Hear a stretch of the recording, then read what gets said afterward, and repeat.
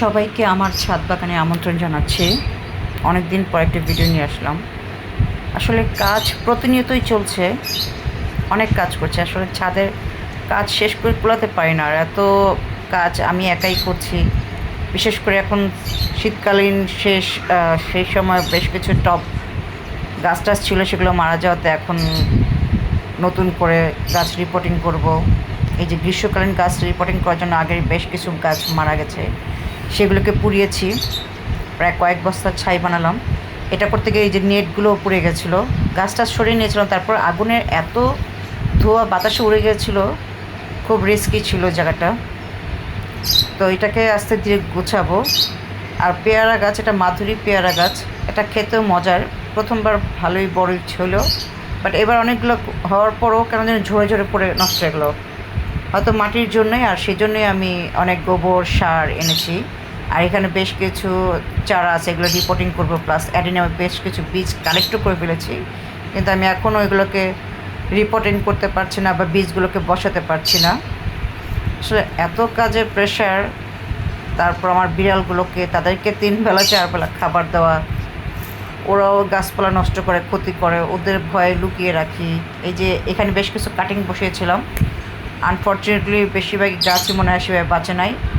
আমি ছায়াতেই রেখেছিলাম, তারপর আমাদের ছাদে সেভাবে ছায়াও তো থাকে না, তেরসা হয়ে বা রোদ এসেই পড়ে।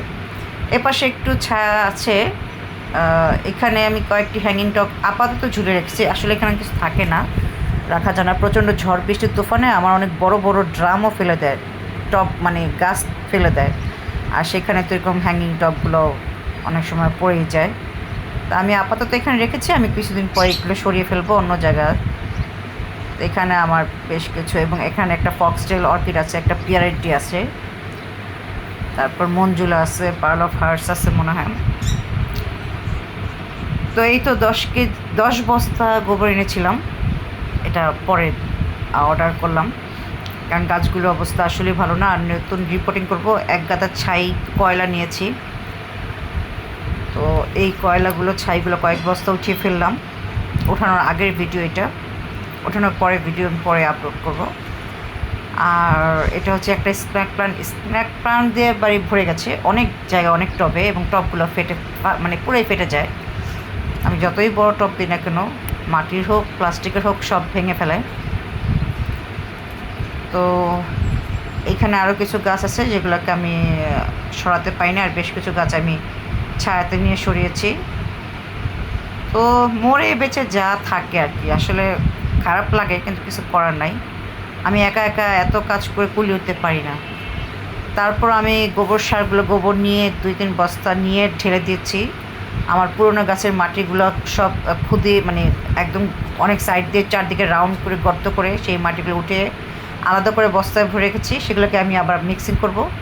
আর এছাড়াও সেদিন সিদ্দিক বাজার গিয়েছিলাম, তখন সেখান থেকে আমি বেশ কিছু সার কিনে আনছিলাম, এবং প্রয়োজনীয় যেমন ফ্লোরা, তারপর কীটনাশক, তারপর কোকোপিট, এগুলোকে মিক্স করে আমি রেখেছি, এবং গোবরের সাথে মিলিয়ে দিব। এখানে এমিটা স্প্রে করতে হবে, এটা ফ্লোরা ভিটামিন, গাছের ফুল আসার আগে বা পরে গুটি বাঁধা আম গাছের জন্য, অন্য ফলের জন্য ভালো। আর এটার ভিতর হচ্ছে ফাঙ্গিসাইড আর হরমোন, রুট হরমোন। এটি আমার একটি স্পায়ার বক্স, বাট ওইখানে রেখেছি। আর এককালে গুণা রেখেছিলাম মাত্র গাছের ঝুলানোর জন্য, কিন্তু গুণাগুলো নষ্ট হয়ে গেছে। এই বোরনটা 1 কেজি আনলাম, এটা লেখা মনে 165 বা 85, নীল বোধহয় 285 বা 65, নীল 240। বোরন গাছের জন্য ভালো, অল্প নিলেও হয়।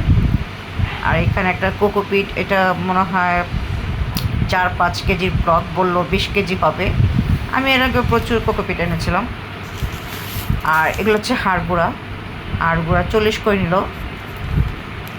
যদিও আমার কাছে হাড়গুঁড়া কোয়ালিটিটা অত ভালো মনে হয় না খোলার পরে। এর আগে মনে আমি অনলাইন থেকে কিনছিলাম, তখন একটু ভালোই ঝরঝরাই ছিল। এখন যাই না, আমি যদিও সিদ্দিক বাজারে ভালো হোলসেল দোকান থেকে কিনেছি। এখানে হচ্ছে ধানের চিটাও মাটির জন্য ভালো। যেসব মাটি, বিশেষ করে আমার বেডগুলোতে কয়েক বছর মাটি জমে একদম ইটের মতো, পাথরের মতো শক্ত হয়ে গেছে।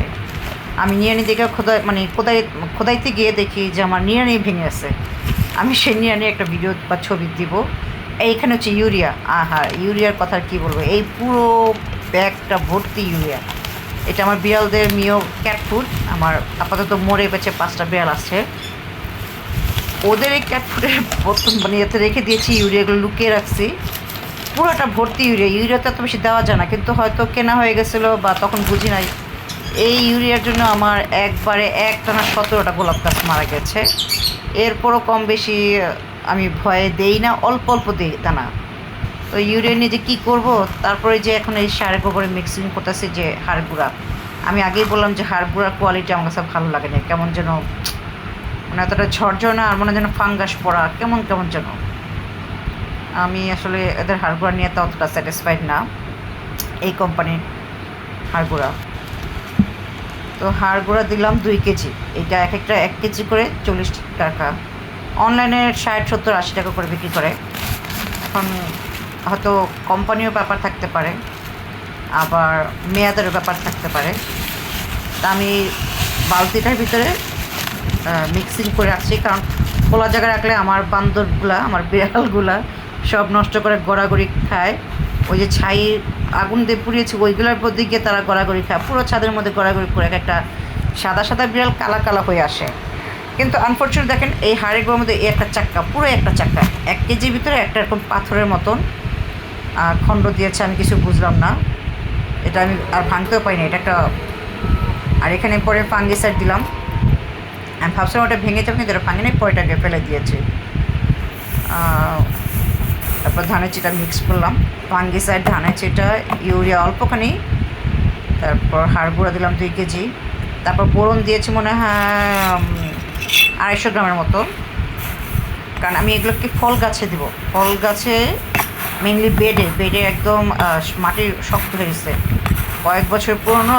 উপরে দিলেও গোবর দিলেও পচা সার বা আমাদের কম্পোস্ট বিন দিলেও নিচে একদম মাটি খারাপ অবস্থা। তো যার কারণে শিকড়গুলো ক্ষতি হয়ে পড়ে, অনেক গাছ মারা যায়, শিকড়গুলো ছড়াতেই পায় না। নিচের এত শক্ত মানে অন্যান্য গাছের শিকড় এমনভাবে থাকে যে এক একটা গাছের নিঃশ্বাস নেওয়াটা মনে খুব কষ্ট হয়ে যায়। তাই এখন আমি প্রত্যেকটা রিং রিং করে গর্ত করে রাখছি। সে 10 বস্তা গোবর এনেছিলাম, এই যে অলরেডি গোবর এবং সার চিটা, এগুলো মিক্সিং সার, এগুলো দিয়েছি। এগুলো মিক্স করার সময় পাইনি, কোনো মতে ঢেলে বস্তা থেকে ঢেলে ফেলে রাখছি। যে প্রত্যেকটা জায়গায় এখন এগুলোকে কোদাল দিয়ে ছেনি দিয়ে পরিষ্কার করব। এটা অনেক ফল ধরেছিল, কিন্তু কী অবস্থা। আচ্ছা, এটা ডালিম গাছ, নতুন চারা, এগুলো তো হবে আশা করি না, তবে বেঁচে থাক। সফেদা গাছে অনেক ফুল কলি হয়, কিন্তু কয়েক বছর ধরে সেবা হচ্ছে না, কিন্তু এগুলো এত টেস্টি, এত মজার ছিল কি বলবো। আর মাশাআল্লাহ নিম গাছের ফুল, দেখতেই কত ভালো লাগতেছে নিম গাছ। এই যে বেশ কিছু ফল এখনও টিকে আছে, আরও ভিতরে আছে, কিন্তু আমার পক্ষে সম্ভব না। এখানে একটা অরবরি লাগিয়ে দিলাম, এই জায়গাটা একটু ফাঁকা আছে। এর আগে একটা আমরা গাছ ছিল, অত ছায়াতে পাচ্ছি না। এবার ফলটা হয়ে গেলে আমি মালবেরিটা কেটে দেব, আর এই থিমার বাগান বিলাসটাও কিছু ছেটে দেব। তার আগে আমি অলরেডি ভেঙে দিচ্ছি, এখন একটু নিচে কার্নিশে এটাকে হেলে আছে, তারপর কিছু কেটে ছেটে দিব। এই যে প্রত্যেকটা জায়গায় গোবরগুলো ফেলে রাখছে, সার টার মিক্সিং করে চিটা, এই যে চিটাগুলো, এখানে বেশ কিছু সার আমি আম গাছটার জন্য মেনলি।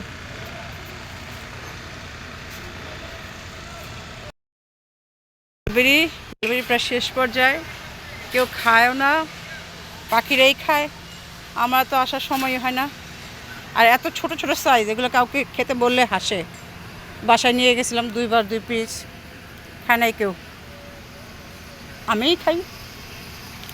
এই এখন একটু আছে অবশিষ্ট। আপাতত এইভাবেই মার্চ মাসে সার গোবর দিয়ে আমি আমার বাগানের পরিচর্যা শুরু করলাম, চলমান থাকবে। ধন্যবাদ।